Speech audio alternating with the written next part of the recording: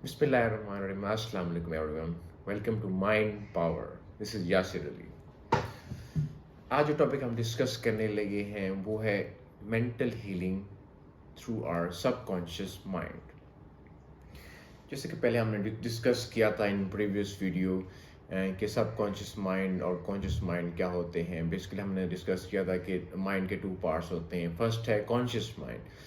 Conscious mind में वो होता है कि जो हम चीज़ें कॉन्शियसली करते हैं वो हमारा क्रिएटिव माइंड होता है। जो चीज़ हम सोच रहे हैं या जैसे हम ऑब्जर्व कर रहे हैं वो कॉन्शियसनेस का पार्ट होती है।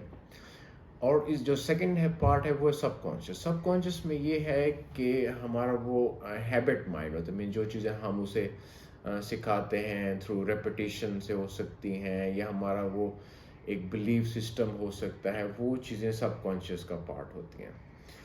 तो यहाँ पे जो मेन डिस्कशन की बात वो ये है, इम्पोर्टेंट बात ये है कि जो सबकॉन्शियस माइंड है वो हमारा 95% जो हम चीज़ें डिसाइड कर रहे होते हैं हमारे डेली लाइफ में वो सबकॉन्शियस डिसाइड कर रहा होता है। जैसे कि सबकॉन्शियस 95% डिस्कस जो है माइंड का पार्ट है, तो उसके अंदर जो कैपेबिलिटीज़ हैं वो इन अ सेंस ज़्यादा हम कह सकते हैं कॉन्शियस माइंड से है।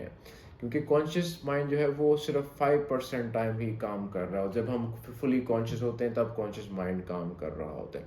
मोस्टली सब कॉन्शियसली हम कुछ डिसाइड कर रहे होते हैं, हम जो हमारे पास्ट बिलीव्स के ऊपर हो सकती हैं और जो हमारी प्रीवियस ऑब्जर्वेशन जो हमने अपने अंदर फीड किए होते हैं उसी से रिलेटेड होती हैं।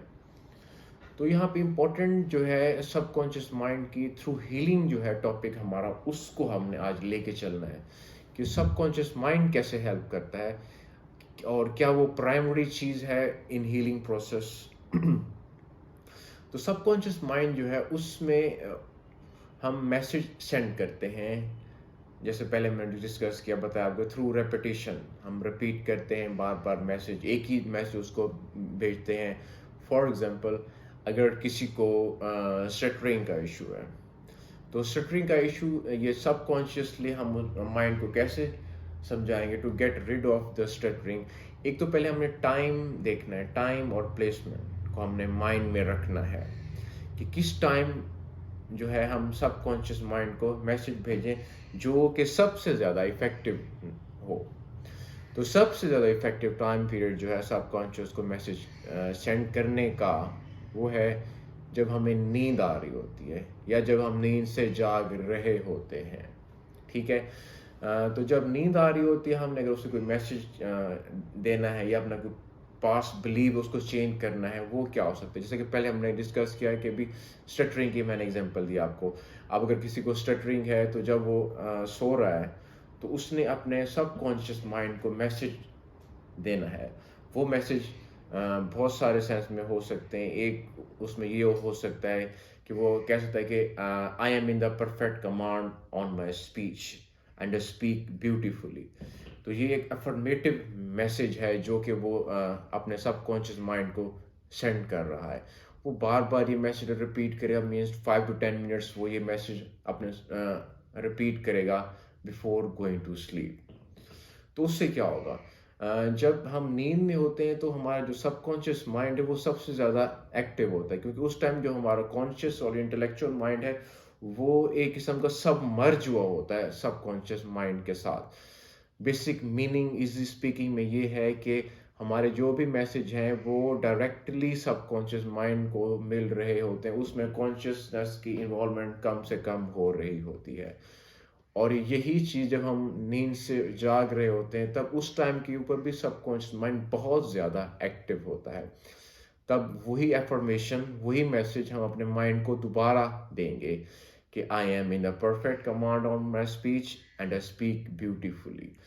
तो उससे क्या है, जो हमारा अंदर का बिलीव सिस्टम है, स्टटरिंग का बिलीव्स हैं, कुछ माइंड के अंदर कुछ पास्ट बैड एक्सपीरियंसेस रहे होंगे जो हमारे बिलीव डेवलप हुए हुए हैं रिगार्डिंग स्टटरिंग, तो वो आहिस्ता आहिस्ता हमारा सबकॉन्शियस माइंड उन बिलीव्स को चेंज करेगा और वो पॉजिटिविटी में लेकर आएगा।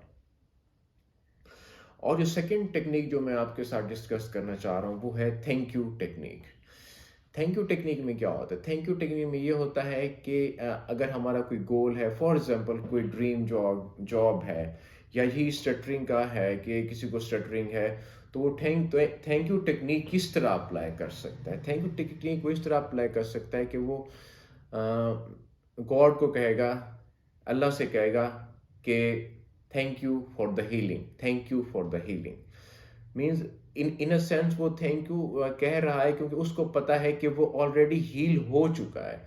मीन जो हमारा बिलीफ सिस्टम है, जो हमारा फेथ है, वो इतना ज़्यादा स्ट्रांग होना चाहिए अपने इस हीलिंग पावर के ऊपर ऑफ द सबकॉन्शियस माइंड कि वो ऑलरेडी अल्लाह का थैंक्स कर दे कि थैंक यू, आपने मुझे हील कर दिया है।